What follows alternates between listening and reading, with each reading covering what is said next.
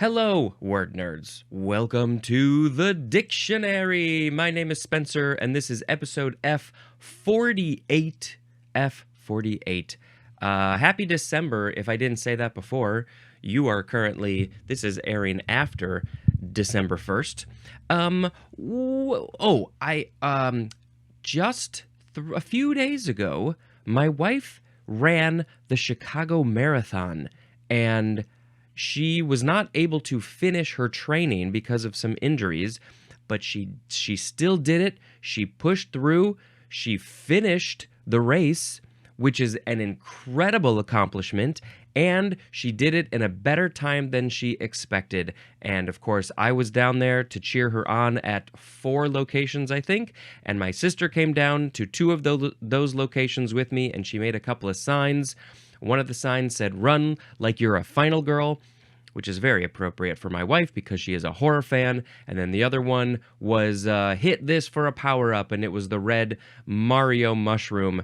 And a whole bunch of people smacked that sign, which was so fun to see. And people put their names, and we were screaming people's names, and we had a blast. And if there's a marathon in your town, I think you should go cheer people on because it is super fun for them and it is super fun for you, especially if you go all out with signs and things, and people were giving out drinks and massages and whatever, and it was just a whole lot of fun. So congratulations to all of the Chicago Marathon winners, which at this point was like almost 2 months ago. But hey, it's never too late to congratulate people on a huge accomplishment. All right, the first word in this episode is the second form of the word feather. It's been a while since I recorded the last one, and that's good. That's a good thing.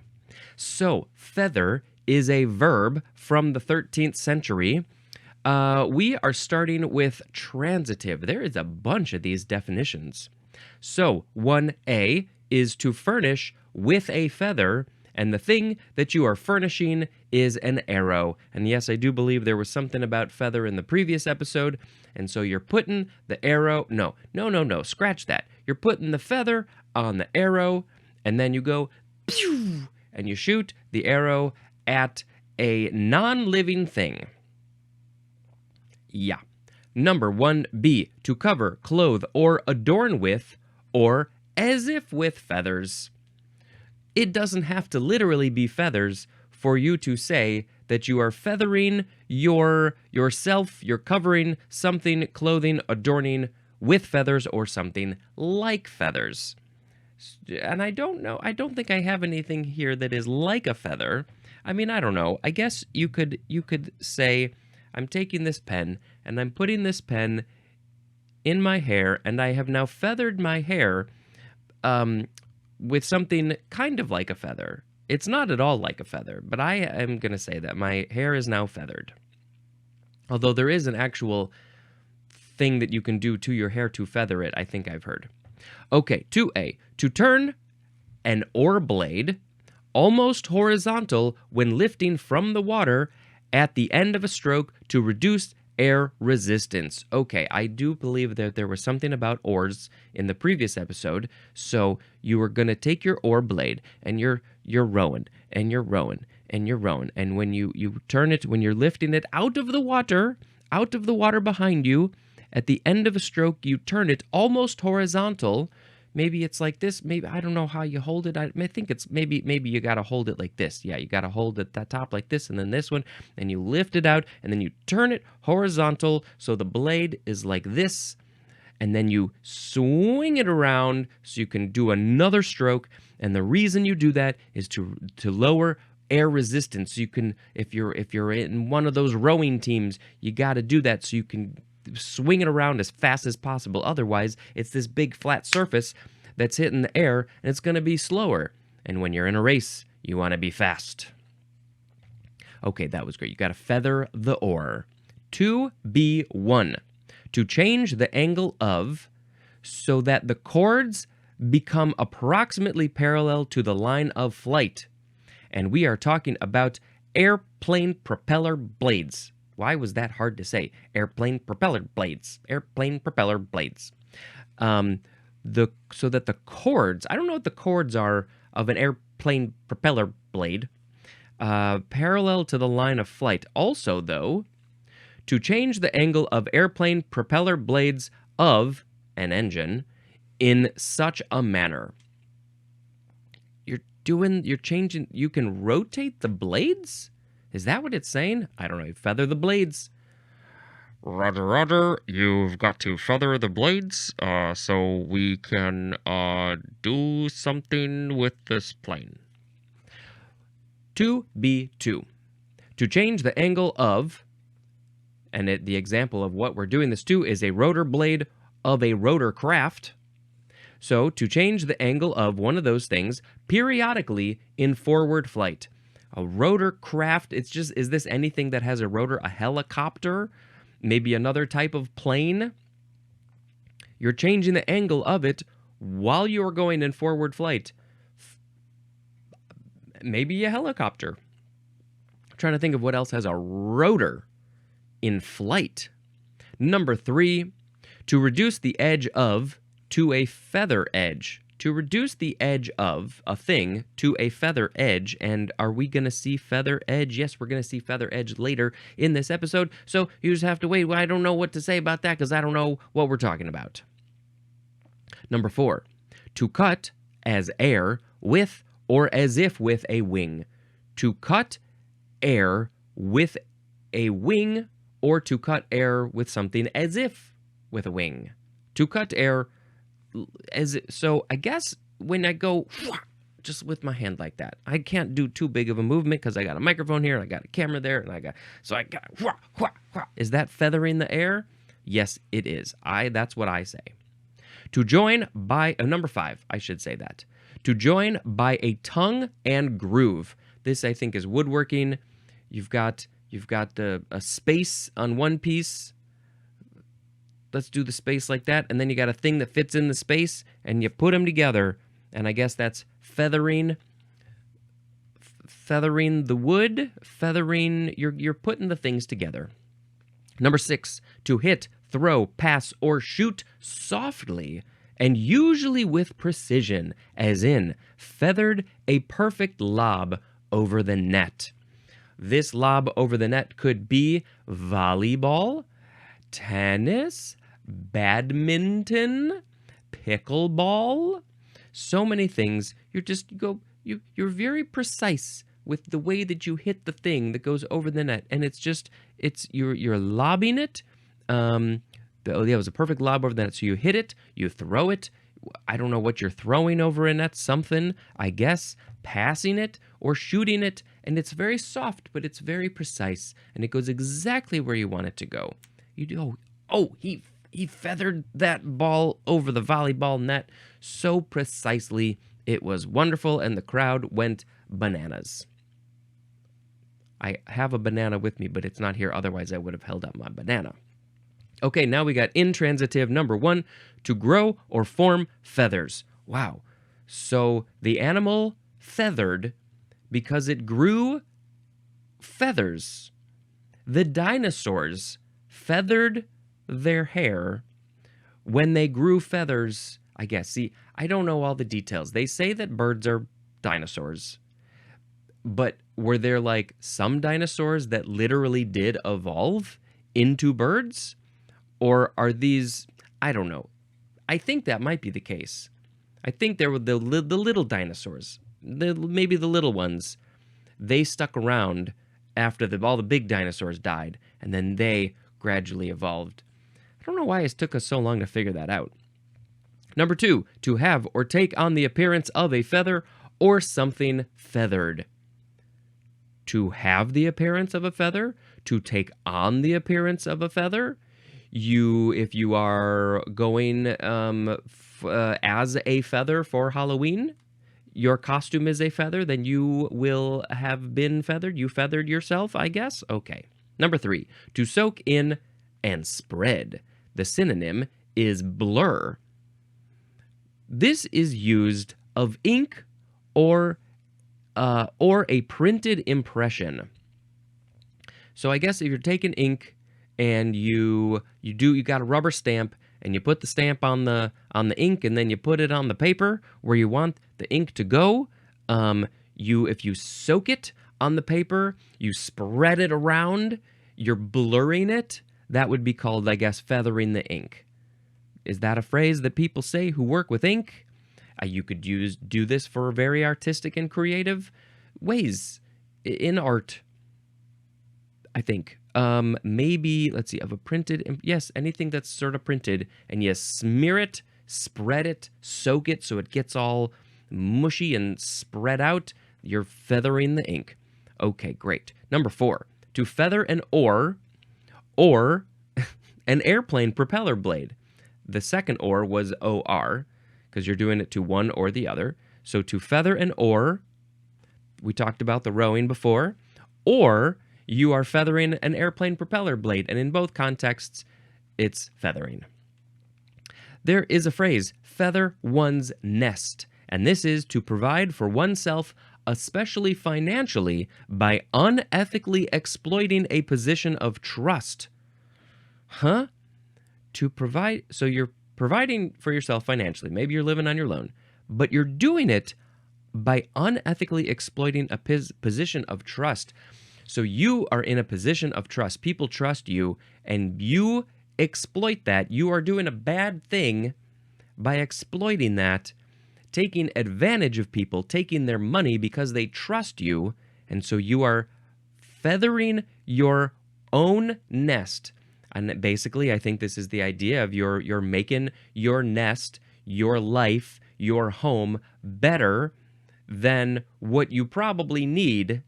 You are taking feathers from other birds, metaphorically speaking, and you are putting them in your own nest. They need those feathers. You are stealing the feathers from the other birds. Why don't you give those feathers back? Okay, now I know this phrase. And now I know that it is a bad thing. Okay, let's make a sound effect. It's going to be poop. The next word is the first form of featherbed, one word adjective from 1938, calling for, sanctioning, or resulting from featherbedding, as in a featherbed rule, also as in a featherbed job. So this is just, so you're calling for featherbedding, you're sanctioning featherbedding, which is like, you're like, it's good, yes, I agree with the featherbedding in this context, or something that comes from featherbedding is the featherbed adjective. The featherbed rule, the featherbed job. What is featherbed? Let's find out by going. The second form of featherbed is a verb from 1949, starting with intransitive 1a. To require that more workers be hired than are needed. We don't need so many workers, but we need to hire more workers because of this. Because we're featherbedding. That's what we're doing. We're adding feathers to our bed to make it more comfortable. This is interesting. Let's read on. Why don't we read on and find out more about featherbed? The act of featherbedding. 1b. To limit production under a featherbed rule. So what is a featherbed rule? A featherbed rule is maybe calling for more workers. There's a rule that says you got to have more workers than you need. Which means you're going to be paying more money, but maybe you got money maybe you got the money to spend. I don't know. I don't do business, so I don't know much about this. This is interesting. Number 2, to do featherbed work or put in time under a featherbed rule. This is so interesting. We may have to look up a little bit more about this, or at least put in a link in the show notes. Put a link in the show notes when we're done. Okay, transitive for featherbed. Number 1, to bring under a featherbed rule.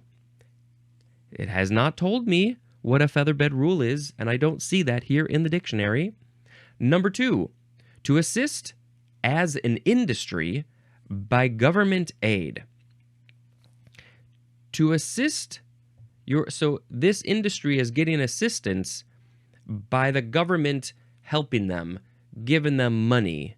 So that's featherbedding, I guess, in certain industries when the government is giving them some aid. Oh, lots and lots of opinions about what the government should and shouldn't do. And that gets very complicated politically. Okay, well, let's just do a quick little look so we can get a real definition about featherbed rule. I want to put this window over here in front of my face. Oh, hello, sounds. We can turn you off. Featherbed rule.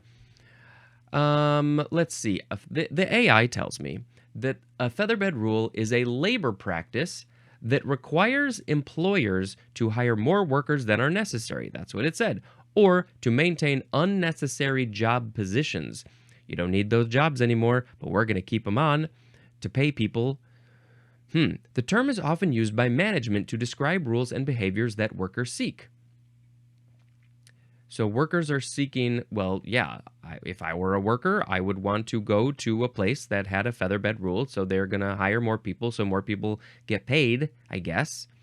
There's more information. Featherbedding can include hiring workers who are overqualified, adding time-consuming policies and procedures, adopting practices that slow down production, and retaining employees who are no longer needed.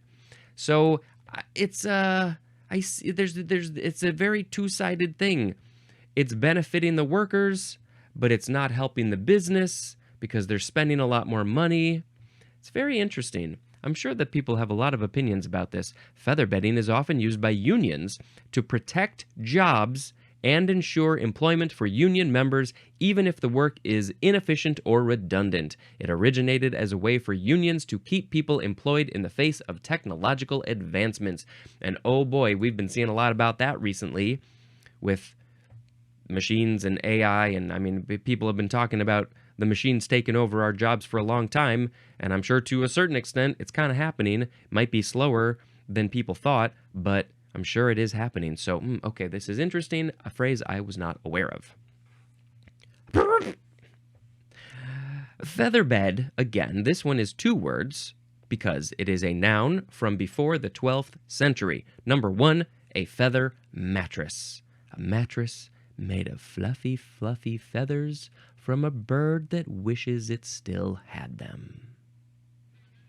Number 2, a bed having a feather mattress. So the mattress is the feather bed, and then the bed, the frame, and all the stuff has the mattress on top of it, and that's also a feather bed. I don't think you need to call the bed a feather bed. I mean, you just say, that was my watch hitting the desk. You can just say, oh, I got a feather bed, and you're just talking about your whole bed situation. You're not literally talking about your mattress. You are, but you're not. You're just talking about your bed.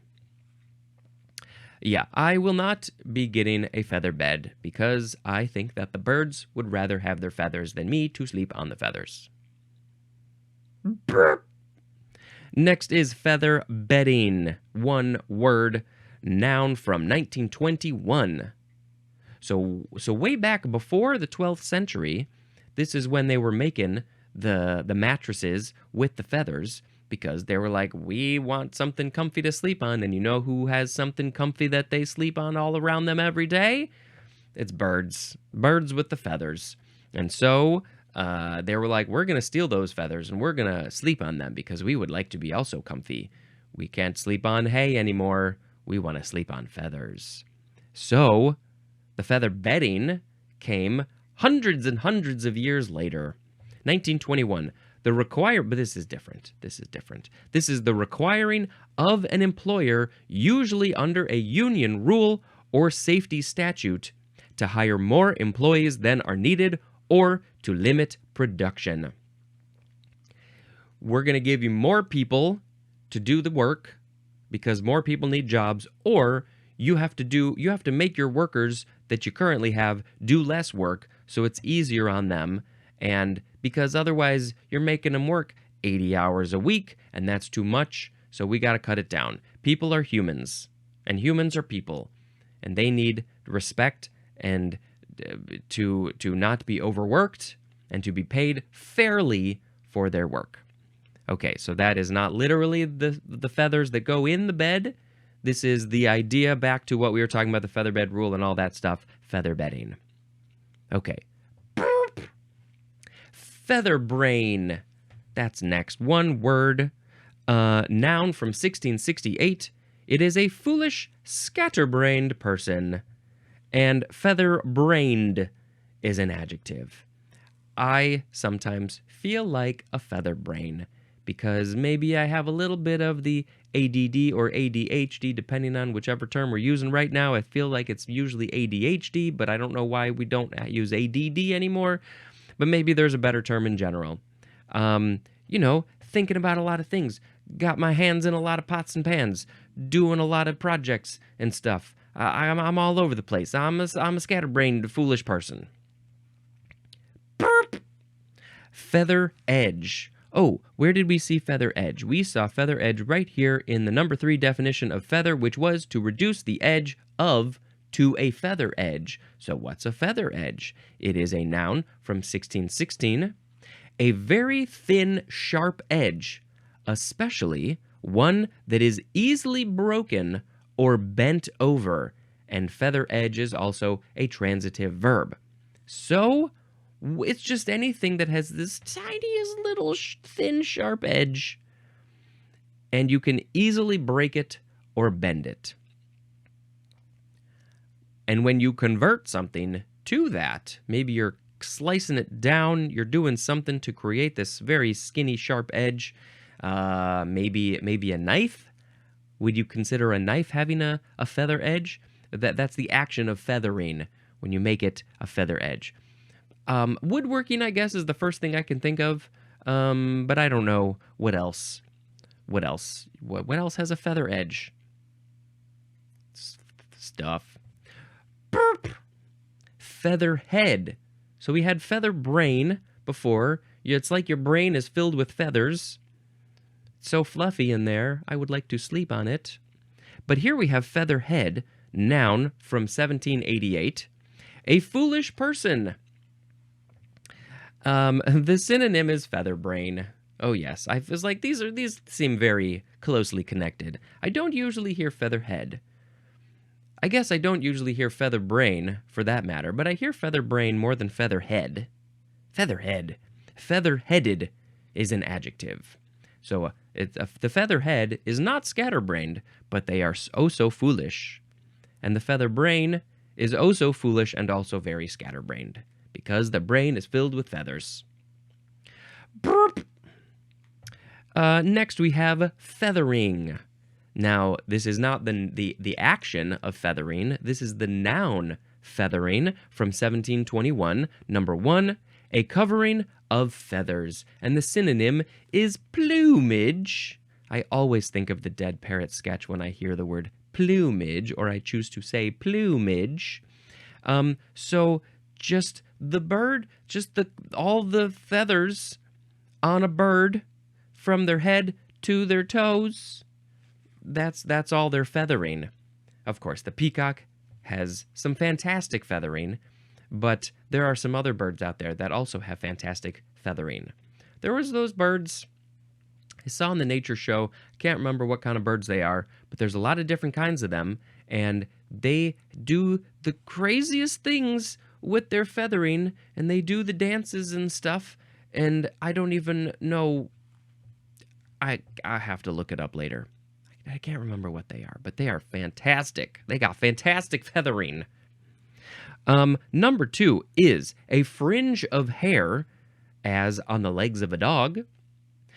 That is the end of that sentence, and it says to see the dog illustration. So, sometimes you look at a dog's leg, the back part of it, closer to the tail, has just some extra hair. Maybe it's a long-haired dog, and so the back of the leg has just some extra fur that just sort of flows off their leg, and you call that feathering, because it kind of looks like feathers.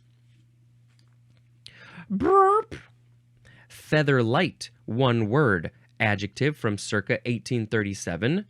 This is extremely light. Extremely light is featherlight. It is so light, it's as if it were a feather, because feathers are so light. I believe, now I don't know if, oh yes, we are going to see that a little bit later. You could maybe also, well, I guess we'll just hold on to that. Just, it's so light, it's feather light. This chapstick is feather light because it's so light. I gotta fix this camera. I gotta get a new camera. If you have a recommendation for a simple, relatively cheap, but good quality camera, that I can connect to a computer, please recommend it to me. Burp! Next is feather star, 2 words, noun from 1862. Any of an order of free-swimming, stalkless crinoids. And the order name is Comatulida. Comatulida. So they are crinoids, and I think it's not crinoids, but it could be.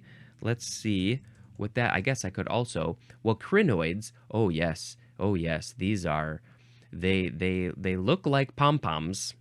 They have a little body in the middle, and then they have these feathery arms that go off. This one probably has 1, 2, 3, 4, 5, 6, 7, 8, 9, 10, 11, 12, 13, 14, 15, 16, 17, 18, 19, 20, 21, 22, 23, like 24-ish of these feathery arms. This one's black, and yeah, we got to post a link to the crinoids into the show notes. And we're specifically talking about feather star. I mean, yeah, so they're sort of like a starfish, but they're not at all.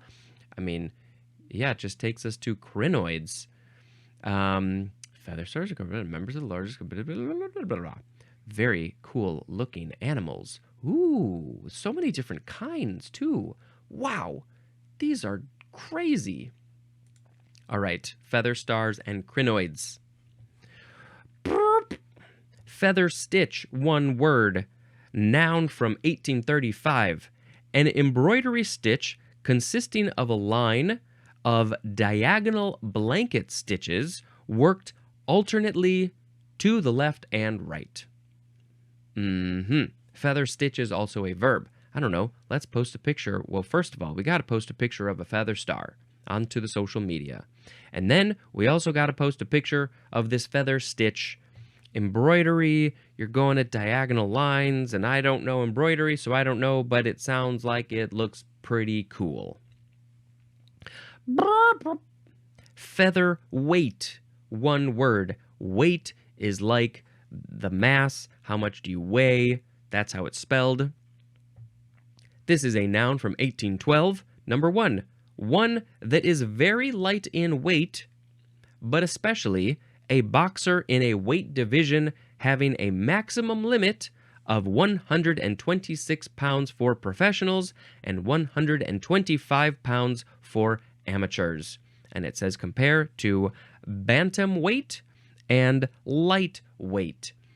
And I believe I vaguely remember reading about bantamweight. Let's just look up list of weight classes in boxing. And so bantamweight and lightweight are 2 other, I guess, very lightweight classes in boxing. Maybe they do this in wrestling too, but I guess it's more for boxing. So here, let's look at this list. They get their weights have to be so specific, and it takes a whole lot of effort to stay at that weight. So here is the full list from the heaviest to the lightest. I guess these are for professionals, right? Well, these are just the names. Heavyweight, light heavyweight, middleweight, welterweight, lightweight, featherweight, bantamweight, and flyweight. So, I wanted to also give you the conversion to kilograms for featherweight, because that's the one we're talking about. So featherweight is 122 pounds to 126 pounds, which equates to 55.3 kilograms to 57.2 kilograms. Clearly, this class seems like it was made up probably in America where they use pounds, where we use pounds. Otherwise, it would probably have been more specific numbers, 55 kilograms or 55.5, something more on a 0 or a 5. Let's see, so here, 118 pounds, which is 53.5 kilograms in 1860 by London prize ring rules. Oh, these are, I don't know what this is. I'm not going to read that. Let's skip that part. 1, 2, 3, 4, 5, 6, 7, 8 classes, and featherweight is near the bottom of the list. a lot of people don't know this stuff, and so you might want to know. I wanted to know, so I looked it up. Number 2 for featherweight is the number 2 definition for lightweight. I would not be in the featherweight category. I would be at least a couple classes above that, probably more than a couple. Featherweight is also an adjective. All right, we got one more word for this episode. Feathery. It's the word feather with a Y. Adjective from 1580, resembling, suggesting, or covered with feathers, especially extremely light. Now, those two parts don't have anything to do with each other. The first one has to do with being like feathers? Well, I guess they're kind of... And then the second part is about being light, which is also like feathers. The first part is resembling feathers, suggesting feathers, covered in feathers, but especially, usually when you say feathery, you just mean it's very light. Like my chapstick over there, which I never use, is feathery because it's covered with feathers. I want to put that on my lips. All right, I think it is now time to pick a word of the episode. Word of the episode, word of the episode. He's picking one, he's picking one. What is he gonna pick? He's gonna read them first. Today we had feather, featherbed, featherbed, featherbed, featherbedding, featherbrain, feather edge, featherhead, featherine, featherlight, feather star, feather stitch, featherweight, and feathery. And there are no more feather words. Nope, not even in the next episode. So the word that is gonna be the word of the episode today is featherbrain, because I feel like a featherbrain all the time. I'm a foolish and scatterbrained person. I'm a featherbrain, yeah. That was wonderful. Thank you so much for listening to me tell you about some words. I sure do wish that you would share this podcast, audio podcast, or YouTube podcast with everybody that you know. Let people know that there's a show that they want to know about. Okay, today I'm going to now also tell you about a couple movies that I watched. We watched The Watchers. We were the watchers of The Watchers. This is, I think it is written and directed, or at least directed by M. Night Shyamalan's daughter. And it was a very interesting concept, and actually it is connected to, well, something before. So that's unrelated to what I've got going on right now. But yeah, just creepy, moody, weird, people in the woods. It's a fun watch. And then I watched, I think I mentioned this, but not officially. I watched the premiere. And it was not the premiere of the premiere, but it was close to the premiere. It was a movie, an indie movie made in Chicago about somebody's movie premiere. And it was shot in the Music Box in Chicago, which is a fantastic theater. And I watched it in the Music Box. They have two theaters. They filmed it in the lobby and the big theater, and I watched it in the little theater, but it was still very cool and weird to watch a movie that was shot in the building that I was currently in about a movie. It was also just very silly and fun, and so props to everybody who made that, and I know the cinematographer, which was another reason why I wanted to see it. All right. I think that's all I got for you today. Thank you so much for checking out the show. Check out the show notes for other stuff. And until next time, this is Spencer dispensing information. Goodbye.